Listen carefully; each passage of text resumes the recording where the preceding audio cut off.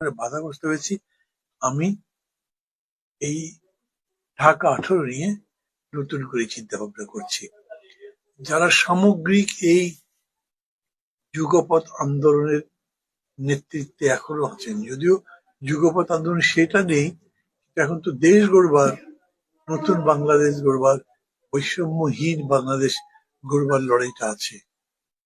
সেই নেতৃত্বের কাছে আমি অ্যাপিল করছি, তারা যদি মনে করেন যে এখানকার এই চেতনাকে এগিয়ে নিয়ে যাওয়ার কাজে আমি বাস্তব ভূমিকা রাখতে পারি, তাহলে আমি এখানে নির্বাচন করতে চাই।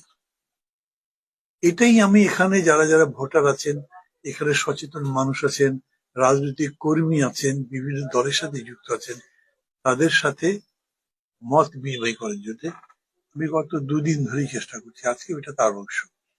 আজকে আপনি যে আমাকে এখানে দেখতে পেয়েছেন, এটাও হচ্ছে এই অফিস, এই ব্যবসা যিনি করেন, অফিসটা যার, তিনি একসময় আমি যে ছাত্র সংগঠন করি তার সঙ্গে ছিলেন একটা জেলা শাখায়, এবং সেখান থেকে উনি এখন পর্যন্ত ওই রাজনৈতিক চেতনার ভিত্তিতে আছেন। উনি বলেছেন যে তার এই অফিসে আমি যদি পারি, যদি কোনো অসুবিধা আসলে এটা ব্যবহার করতে পারি, এখান থেকে যোগাযোগ করতে পারি।